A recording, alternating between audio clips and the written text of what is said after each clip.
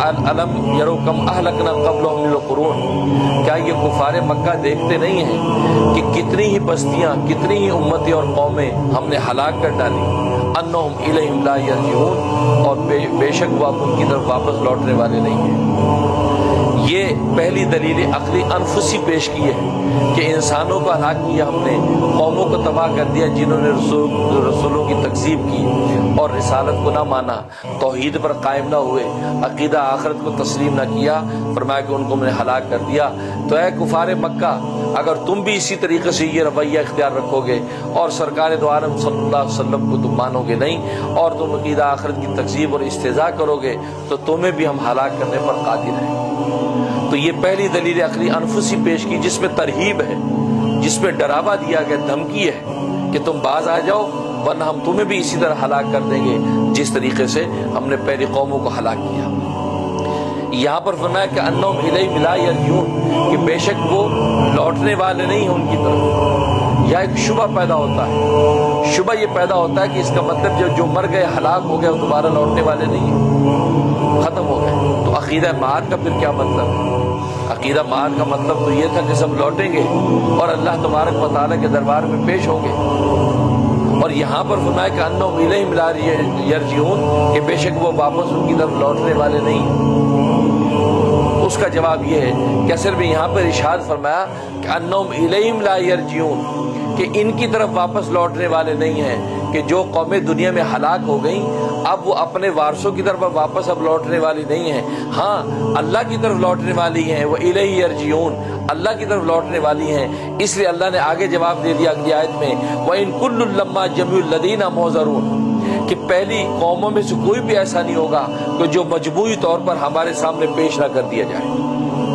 इसमें अल्लाह तबारक व तआला शुबे का भी जवाब दे दिया कि ये सारी की सारी कौमें जो हलाक कर दी गई हैं, ये सब की सब रोज़े आखिर में हमारे सामने पेश कर दी जाएगी। और यही अकीदा माद है कि अल्लाह के सामने सबको पेश होना है, दुनिया के अंदर वापस लौटना नहीं है। और यहाँ पर अल्लाह तबारक व तआला ने जो नफ़ी फरमाई कि दुनिया की तरफ वापस लौटने की नफ़ी है कि दुनिया की तरफ वापस नहीं लौटेंगे। हाँ, आखिरत में अल्लाह तबारक व तआला की रूबरू पेश होंगे। उसके बाद वो आयतुल अर्ज़ुल मैततु कह के दूसरी दलील अक्ली आफाकी पेश की है, और ये आफाकी अर्जी है। फरमाया कि वो आयतुल अर्ज़ुल मैततु, कि अल्लाह की कुदरत की निशानियों में से एक निशानी इन लोगों के लिए है कि अहयैनाहा, कि हम मुर्दा ज़मीन को जिंदा कर देते हैं। हमने मुर्दा ज़मीन को जिंदा कर दिया। व अखरजना मिन्हा हब्बन, और निकाला हमने उसमें से गल्ला, अनाज निकाला। फमिन्हु याकुलून, फिर तुम उसी अनाज में से ही खाते हो। ये दूसरी दलील पेश की, क्योंकि इशारा इस बात की तरफ कर दिया कि जैसे मुर्दा ज़मीनों को हम जिंदा कर देते हैं, ऐसी अंबिया इकराम को भेजकर हम मुर्दा दिलों को ईमान से जिंदा करते हैं। जैसे वहां पर बारिश बरसती है और जमीन से जो ताज़ा जो है वो फसल उगती है, अनाज उगता है, और मैं ऐसे ही हम जो वही की बारिश बरसाते हैं अंबिया के कुलूब पर, और उन कुलूब के जरिए से पानी को उम्मत तक पहुंचाते हैं। उम्मत के कुलूब में जिसमें जो सलाहियत होती है उसी एतबार से उनकी दिल की ज़मीन जिंदा हो जाती है, और उनके दिल से जो है कि हमारे सालिया और ईमान के फल और फूल उगने लगते हैं। इसलिए फरमाया वायतुल अर्ज़ुल मैततु, और अल्लाह की कुदरत की निशानी में से उनके लिए एक निशानी ये है कि मुर्दा ज़मीन कि जिसको हमने जिंदा कर दिया, व अखरजना मिन्हा हब्बन, और निकाल दिया हमने उसमें से गल्ला।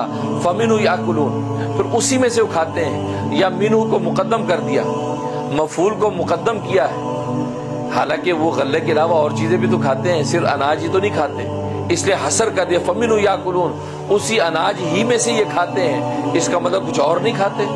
तो जवाब ये है कि असल में यहाँ हसर इसलिए किया कि आम तौर पे इंसान जब अपने ग़िज़ाई दस्तरखान सजाता है तो वहाँ पर अनाज, गन्ना जो है ये चीज़ों को ज़्यादा खाता है। इंसान गंदम है, जौ है, चने हैं, आटा है, सब्जियाँ, ये चीज़ें, चूँकि इन अनाज को ज़्यादा इस्तेमाल करता है इसलिए यहाँ पर उसको हसर के तौर पर इस्तेमाल किया।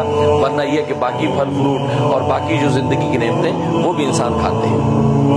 वजअलना फ़ीहा जन्नात मिन नख़ील व अनाब, और हमने पैदा कर दिए उसके अंदर यानी ज़मीन के अंदर बागात मिन नख़ील, खजूर के दरख्तों के बाग पैदा कर दिए, व अनाब, और अंगूर पैदा कर दिए। अब यहाँ पर अल्लाह तबारक व तआला ने नख़ील, खजूर का तो दरख्त जिक्र किया, हमने उसमें खजूर के दरख्त पैदा कर दिए, और अनाब में اس کے درخت کو ذکر نہیں کیا بلکہ انگوروں کو پھل کو ذکر کیا۔ تو سوال یہ پیدا ہوتا ہے کہ اس میں کیا راز ہے کہ اللہ تبارک و تعالیٰ نے یہاں تو کھجور کے درختوں کا ذکر کیا کہ کھجور کے درخت ہم نے پیدا کیے، اور اناب کی جگہ پر یہ نہیں کہا کہ کھجور یعنی انگور کا پودا ہم نے پیدا کیا یا انگور کی بیل پیدا کی، وہاں کہہ دیا انگور پیدا کی۔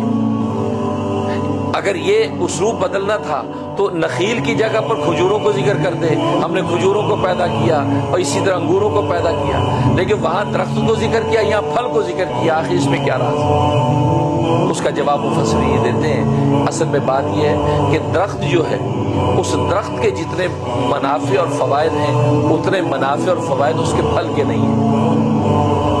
اس لیے اللہ تبارک و تعالیٰ نے کھجور کے درخت کو ذکر کیا، کیونکہ کھجور کے درخت سے بے شمار فوائد حاصل کیے جاتے ہیں، اور جبکہ صرف کھجور سے ایک غذائیت کا فائدہ حاصل کیا جاتا ہے، کھائی جاتی ہے اور انسان کی صحت کے لیے مفید اور نافع ہے، لیکن کھجور کے درخت سے بہت سے فائدے حاصل کیے جاتے ہیں، اس کے تنے سے، اس کے پتوں سے، اس کے جو ہے گویا کہ اس کی جو پنیری سے بے شمار فوائد جو ہے عرب جو ہے کھجور کے درخت سے حاصل کرتے تھے، اس لیے ذکر کیا کھجور۔ اور دوسرا جواب یہ ہے کہ اصل میں کھجور کا درخت اس کی تخلیق جب اللہ تبارک و تعالیٰ نے کی ہے، وہ تخلیق کس چیز سے ہوئی؟ لکھا ہے کہ روایات میں آتا ہے کہ حضرت آدم علیہ السلام کا جب پتلا تیار کیا گیا تو آپ کے پتلے سے جو مٹی بچ گئی تھی اس بچی مٹی سے کھجور کا درخت پیدا کیا، اس بچی مٹی سے چونکہ کھجور کا درخت پیدا کیا، اور یہ وجہ ہے کہ کھجور کے درخت کی مماثلت ہے انسان کے ساتھ۔ جو ہے صحیح بخاری کی حدیث ہے کہ سرکار دو عالم صلی اللہ علیہ وسلم نے صحابہ سے پوچھا کہ بتاؤ کہ وہ کون سا درخت ہے جو انسان کے ساتھ مماثلت رکھتا ہے، انسان کی مثل ہے؟ تو صحابہ حیران ہو گئے کہ وہ کون سا درخت ہو سکتا ہے، تو وہ جنگل میں وادیوں میں گھومنے لگ گئے، سوچنے لگ گئے کہ کون سا درخت ہوگا۔ عبداللہ ابن عمر رضی اللہ تعالیٰ فرماتے ہیں کہ میرے دل میں بات آئی کہ یہ تو کھجور کا درخت ہوگا، کیونکہ ہوا یہ تھا کہ جب نبی کریم صلی اللہ علیہ وسلم نے یہ سوال کیا تھا اس وقت آپ کو کسی نے کھجوریں پیش کی، اور وہ کھجوریں جو اپنی شاخوں کے ساتھ تھیں، آپ نے کھجوریں قبول کی، ان میں تناول بھی فرمایا، اور اس کو دیکھتے ہوئے آپ نے یہ سوال کر دیا۔ تو عبداللہ ابن عمر رضی اللہ تعالیٰ فرماتے ہیں کہ میں نے یہ سوچا کہ ہو نہ ہو یہ کھجور کا درخت ہے کہ جو آپ کے سامنے موجود ہے اور آپ نے اس میں سوال کیا ہے، اور باقی صحابہ جو اس سے ان کی نظر نہیں رہی اور وہ پورے جنگل کے اندر سوچنے لگے کہ جنگل کا کون سا درخت ہے جو انسان کے مشابہ ہے۔